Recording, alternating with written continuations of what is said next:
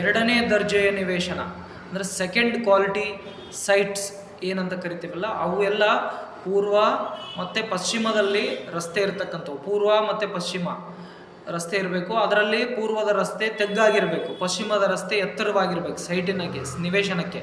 ಅಂತಹ ಸೈಟ್ಗಳನ್ನು ನಾವು ಎರಡನೇ ದರ್ಜೆನ ನಿವೇಶನಕ್ಕೆ ಸೇರಿಸ್ತೀವಿ. ಎರಡನೇ ದರ್ಜೆಗೆ ಅಂದರೆ ಸೆಕೆಂಡ್ ಕ್ವಾಲಿಟಿ ಸೈಟ್ ಅಂತ ಹೇಳ್ತೀವಿ ನಾವು ಅದನ್ನ. ಮತ್ತು ದಕ್ಷಿಣ ಮತ್ತು ಉತ್ತರದ ಕಡೆ ಇರತಕ್ಕಂಥ ರಸ್ತೆಗಳು, ಸೈಟಿಗೆ ದಕ್ಷಿಣಕ್ಕೆ ಮತ್ತು ಉತ್ತರದ ಕಡೆ ಎರಡೂ ಕಡೆ ರಸ್ತೆ ಇರಬೇಕು.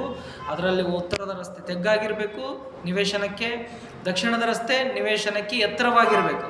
ಅಂಥ ಸೈಟನ್ನು ಕೂಡ ನಾವು ಎರಡನೇ ದರ್ಜೆನೇ ನಿವೇಶನಕ್ಕೆ ಹಾಗೆಯೇ ಪೂರ್ವ, ಪಶ್ಚಿಮ ಮತ್ತು ದಕ್ಷಿಣದಾಗ ರಸ್ತೆಗಳಿರ್ತಕ್ಕಂಥ 3 ಕಡೆ ರಸ್ತೆ ಇರ್ತಕ್ಕಂಥ ಸೈಟಿಗೆ ಪಶ್ಚಿಮ ಅಥವಾ ದಕ್ಷಿಣದ ಯಾವುದೇ ಒಂದು ರಸ್ತೆ ನಿವೇಶನಕ್ಕಿಂತ ಕೆಳಭಾಗದಲ್ಲಿ ಅಂದರೆ ತೆಗ್ಗಿನಲ್ಲಿದ್ದರೆ ಆ ರಸ್ತೆ, ಅದು ಕೂಡ